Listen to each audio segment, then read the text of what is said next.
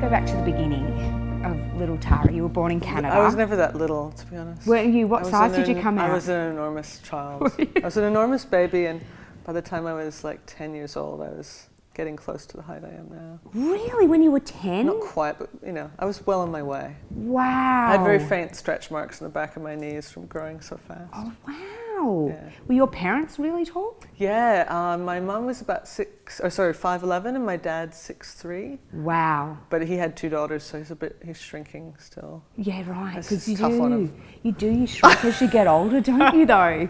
Seriously, you start off this beautiful height and then you'll end up 5 foot. Yeah. You'll end up coming down to my world. He doesn't have a single wrinkle, but we are slowly bringing him down in height. Oh, good, Sweet good. Man. So what was your childhood like, your early years growing up in Canada? I was very lucky. It was a really idyllic situation to be growing up in Victoria, which is on Vancouver Island on the west coast of Canada. So I grew up on an island. Right.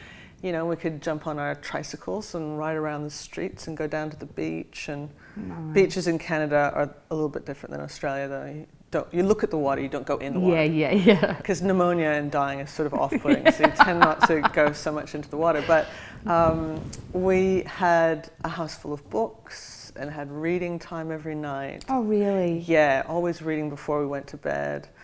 And I learned the alphabet in a slightly unorthodox way from a book called The Gastrocrum Tinies by Edward Gorey. A is for Amy who fell down the stairs, B is for Basil assaulted by bears, C is for Clara who wasted away, D is for Desmond thrown out of a sleigh.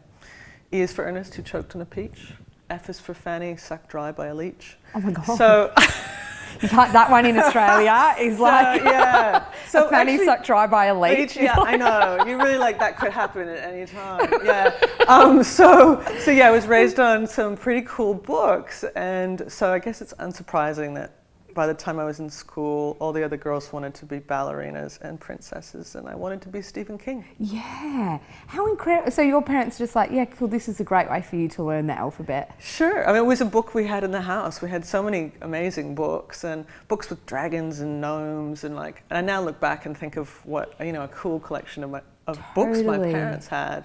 And that was just a book I really gravitated towards. So your interests were kind of embedded really young. I think so. And my favorite day of the year was Halloween. And I actually thought Halloween was its own day when there was no sun, because we'd get home from school and our parents would put us to bed, my sister and I, Jackie. We'd sleep for like an hour and then they'd get us up and it would be Halloween. And the sun would be down and we'd get our costumes on and we'd go and we would collect money for UNICEF. So instead of going around, you go with pillowcases. Like traditionally in Canada, you would dress up as a kind of a ghoul or a witch or whatever. Right. And you'd go out with your empty pillow slip, and you'd collect candy, but we would collect coins for UNICEF. And it was like it was the coolest day of the year for me, but I actually thought it was a day with no sun.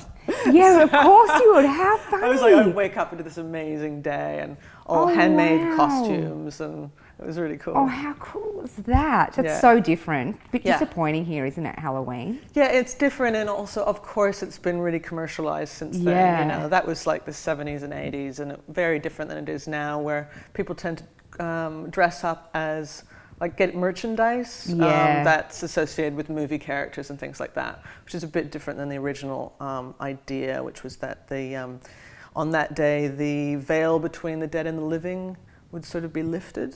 So there was an idea about kind of thinking of your ancestors and thinking of, kind of carrying over into the next world, and there was a sense of mystery. And oh my God, no wonder you love it. That's totally just you in a nutshell, isn't it really, Halloween? Yeah, so we've got it figured out. Thank you very much. It was nice to meet you. You're a great armchair psychologist. Yeah, you are Halloween. Where's the lipstick? I'm going to write it on your face. Halloween.